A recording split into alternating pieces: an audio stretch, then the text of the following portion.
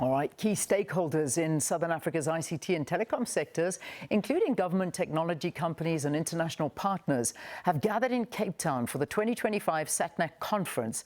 So the Southern Africa Telecommunications Networks and Applications Conference is held under the theme Africa's Ascent towards a sustainable and resilient future, enabled by secure next-generation infrastructure, digital technology and artificial intelligence. SABC News economics reporter Katlego Legodi is there, and he joins us to tell us a little bit more about it. Katlego, over to you again.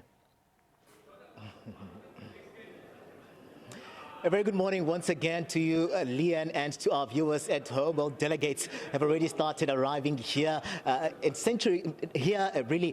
Hermanus, for this day 2 and the last day of the SATNAC conference. This is where we're expecting to see the program getting underway at around 9 o'clock, where they'll be meeting to really thresh out some of these issues that would have technology at the center of where we find ourselves. But really, from yesterday to today, Leanne, most of them in agreement that this should be a process that comes through with meaningful partnerships, and they're talking about intention in ensuring that all citizens get to benefit from AI and the digital economy and the technology that is rapidly really developing. And we see them just moving into some of these spaces to start with those discussions, and we'll be looking at wrapping up the day with research papers. But we hear, Leon, that some of these organizations have been really journeying with SATNAC for years now. If I can take you back, SATNAC is about 27 years old, this conference, and we see some of them, including Nokia, that we're going to talk to in a moment, saying that they've been journeying with this, and they're calling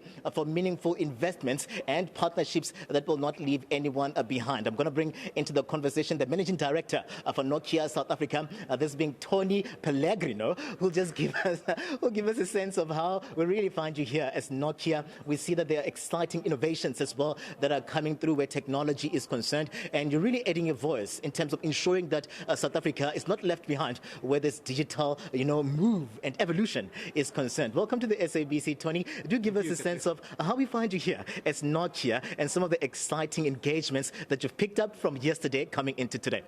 Thank you, Katlego, for having me today. Yeah, indeed. Actually, as you mentioned, Nokia has been in this journey with SATNAC since its creation, and we are really proud because we believe skill development is fundamental also as part of the digital infrastructure deployment. It's not only about bringing product that are purpose and that will lead to an impact when we connect people, but when we look at digital infrastructure, skill development is the cornerstone. We need to have skill if we want to make sure that Africa is not left behind when it comes to the digital transformation that AI will bring on the continent. And when we look at today the state of the digital infrastructure, there are two things that I believe are very important. One, we need to close the digital usage gap. Today, having a connection is not enough. I would like to say that connection needs to be impactful, meaningful, let's call it a premium connection. Because that connection, if it is not allowed an individual to work, to study, to entertain himself, to educate, or to access digital service, because the affordability most of the time is a problem. The ITU was saying that in Africa there's around 800 million people that still have a connection, but they cannot afford that. So it's very important as an industry we try to get the digital usage gap down by providing meaningful connection. And we believe in South Africa, especially in the high density area near the cities, there is a huge possibility with fiber connectivity to provide that.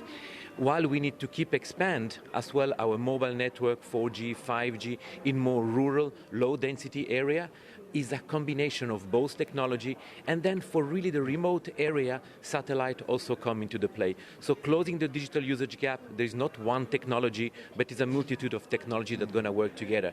And Nokia work in all those three domains, whatever it is mobile access, fiber access, and we collaborate as well with a lot of satellite providers. The second part is the resiliency. You remember a couple of months ago when we had a lot of connectivity problem and internet was slow, we couldn't access certain service, so we need to have a more resilient digital infrastructure connecting those services used to the data center and interconnecting those data centers with the proper resiliency. Tony, are we ready to move as a country, migrate to 6G, 5G? When you look at how government has been working over time to phase out 2G, 3G and move in line with where the globe is going, when you look at the work that you've been doing on the ground as Nokia, do you get a sense that, there's inclusivity and there's nuanced infrastructure and everyone is aware and they're now on 2G, 3G, and that we're ready to move as a country to 4, 5, even 6G in terms of the revolution that we've seen play out?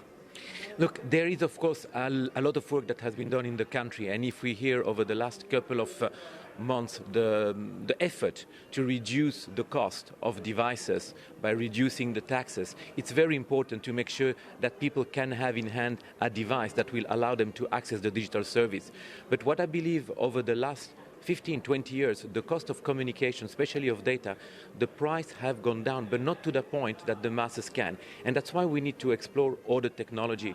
And I believe fiber has a long way to go. We didn't have copper in every household. We need to bring fiber to every single household. We work with some partner customer of us where we are connecting household in the township for R5 a day for unlimited data, 100 megabit per second, and we see the incremental impact that it has in those community. We have done a study with the Bureau of Economical Research where the first research note has shown that you have twice more entrepreneurship into those areas once that they have a digital, meaningful digital connection. And that's where I believe the whole ecosystem will need to work between private, public sector. How do we work together in partnership, making sure that we build the skills that are needed, that we create those partnerships that are so important, because there is not one single company that can do everything. It's collaboration, working with open interface. It keeps the partner loyal and keep the partner open and respecting each other in order to create together. We like to say that we like to co-create with our partner locally and not just coming believing that we have all the solution. And that's what's really important, whatever it is on mobile network, on fiber or optical network interconnecting data center, it's all the impact that will bring and not just the technology for the sake of the technology. Tony, really exciting stuff that you are having here, but really appreciate you giving us your time on the SABC and everything of the best in terms of ensuring that those collaborations really come through.